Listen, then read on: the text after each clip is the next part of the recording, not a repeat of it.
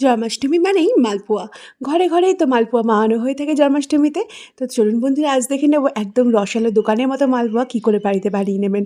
তার জন্য 2 কাপের মতো আমি এখানে ময়দা নিয়ে নিচ্ছি, আর দিচ্ছি সুজি এখানে 1.5 কাপের মতো। সুজিটা একটু কম দেবেন ময়দার থেকে। দেবো একটু স্বাদ অনুযায়ী সামান্য একটু নুন। নুনটা এখানে 1 টিস্পুনের মতো দিয়েছি। আমি যা মেজারমেন্ট বলছি সেই মেজারমেন্টের অনুযায়ী কিন্তু আপনারা কম বেশি করে নেবেন। দিচ্ছি এখানে 1 কাপের মতো চিনি, আর গুঁড়ো দুধ 1 কাপের মতো, আর দিচ্ছি নারকেল কোড়া 1 কাপের মতো। গুঁড়ো দুধটা কিন্তু অপশনাল, চাইলে নাও দিতে পারেন। তার পরিবর্তে এরকমভাবে ঘন একদম সরওয়ালা দুধ দিয়ে এটাকে ভালো করে বানালে ভীষণই টেস্টি হয়, পুরো দোকানের মতো। তো আপনাদের কাছে যদি গুঁড়ো দুধ অ্যাভেলেবেল না থাকে, গুঁড়ো দুধটা কিন্তু ক্যান্সেলও করতে পারেন, শুধু নর্মাল দুধ দিয়ে দিতে পারেন। যেহেতু একটু গুঁড়ো দুধ দিয়েছি তার জন্য আমি হালকা একটু উষ্ণ গরম জলের মধ্যে অ্যাড করলাম ব্যাটারটাকে ভালোভাবে, যাতে কোনো রকমের লাম্পস না থাকে। আমি এখানে 1 কাপের মতো গুঁড়ো দুধ দিয়েছি, 1 কাপের মতো এমনি দুধ দিয়েছি, নর্মাল দুধ, আর 1 কাপ জল দিয়েছি। এই অনুপাতটা মাথায় রাখবেন। যদি চান শুধু দুধ দিয়েও বানাতে পারেন জলের পরিবর্তে, আর নাহলে কিন্তু দুধ জল মিশিয়ে আমার মতো এভাবে বানাতে পারেন। এবার কড়াইতে বানিয়ে নেবো একটা শিরা, আর ওই ব্যাটারটাকে একটু সেট হওয়ার জন্য রেখে দেবো আধা ঘন্টার মতো। 2 কাপের মতো চিনি দিয়েছি, আর 1.5 কাপের মতো জল দিয়েছি। চিনির থেকে জলটা একটু পরিমাণে কম রেখেছি, যাতে শিরাটা একদম ঘন হয়, যেরকম রাস্তার দোকানে বা যে কোনো মিষ্টির দোকানে হয়। দিয়ে দিচ্ছি একটু জাফরান আর এলাচ। বাড়িতে যদি জাফরান অ্যাভেলেবেল না থাকে শুধু এলাচ দিয়েও করতে পারেন। এবার কিছুই না, এটাকে ভালো করে জাল দিতে হবে। একটা সময় আসবে ফুটতে ফুটতে একটু হাত দিয়ে, মানে একটু খুন্তির মধ্যে একটু হাত দিয়ে দেখবেন একদম চিটা চিটা হয়ে গেছে, মানে একদম আঠালো আঠালো হয়ে গেছে। ঠিক এই স্টেজে এই শিরাটাকে বন্ধ করে ঠান্ডা করে নেবেন।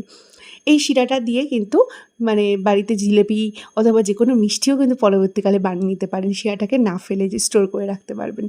আচ্ছা, এবার আমি আধা ঘন্টা হয়ে গেছে, ব্যাটারটার মধ্যে 1/2 টিস্পুনের মতো একটুখানি মানে মৌরি হাতের মধ্যে একটুখানি ঘষে এভাবে দিয়ে দিলাম।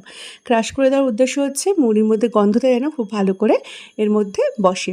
এবার কিছুই না, এটাকে ভালো করে মিশিয়ে নিতে হবে। একটা হাতার সাহায্যে মিশিয়ে নিয়ে তারপর গরম তেলের মধ্যে দিয়ে এটাকে ভালো করে ভেজে নিতে হবে, ঠিক যেভাবে আমরা লুচি ভাজি ঠিক সেইভাবে।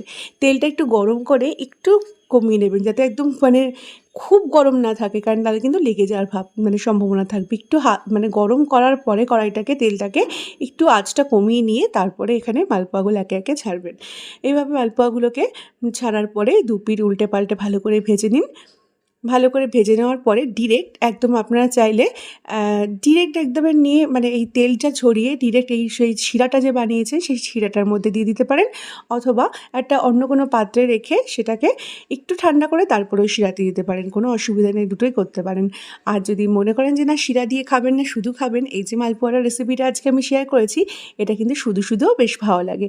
সেক্ষেত্রে চিনিটা আমি এখানে 1 কাপ দিয়েছি, সেখানে একটুখানি চিনির পরিমাণটা বাড়িয়ে নেবেন, বা আপনারা যদি মিষ্টি কম খান তাহলে চিনির পরিমাণটা যেরকম দিয়েছি সেরকম কিন্তু দিয়ে করতে পারেন।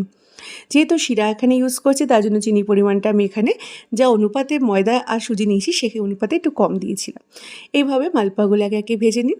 হয়ে গেল। এবার এটাকে আমি শিরার মধ্যে চুবিয়ে দিচ্ছি। শিরার মধ্যে কিন্তু বেশিক্ষণ রাখতে হবে না, জাস্ট দিয়ে এই এপিঠ ওপিঠ করে জাস্ট এই 1 থেকে 2 মিনিটের মতো রাখলেই হবে।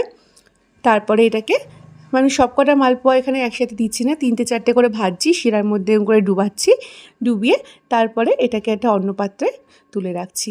মালপোয়া কিন্তু দোকানেও এইভাবেই বিক্রি করা হয়, শিরার মধ্যে চুবিয়ে কিছুক্ষণ রাখে, মানে কয়েক সেকেন্ড, তারপর এটাকে তুলে নিয়ে একটা অন্য পাত্রে রসটাকে ঝরিয়ে এটাকে সার্ভ করা হয়। ভীষণই ইজি বন্ধুরা, আপনারা যে কেউ এই রেসিপিটি দেখে বাড়িতে বানিয়ে নিতে পারবেন। বাড়িতে যদি ট্রাই করেন তাহলে কমেন্টে জানাবেন রেসিপিটি কীরকম লাগলো। আর যদি ভালো লেগে থাকে তাহলে বন্ধুবান্ধবের সাথে শেয়ার করে দাও, অনুরোধ রইল। তো বন্ধুরা দেখুন মালপোয়াটা কতটা নরম হয়েছে ভেতরটা, এই দেখুন বন্ধুরা। তো আপনারা এইভাবে বানিয়ে নিন বাড়িতে এই জন্মাষ্টমী উপলক্ষে, আর আমাকে কমেন্টে জানান আপনাদের আমার এই রেসিপিটি, মানে আমার এই রেসিপি দেখে যদি আপনারা বানিয়ে থাকেন তো আপনাদের এই রেসিপিটি কীরকম লাগলো। আজকের মতো এই পর্যন্তই। Thank you for watching this video. আবার চলে আসবো নতুন কোনো রেসিপির সাথে। সবাই ভালো থাকবেন, সুস্থ থাকবেন। Thank you for watching.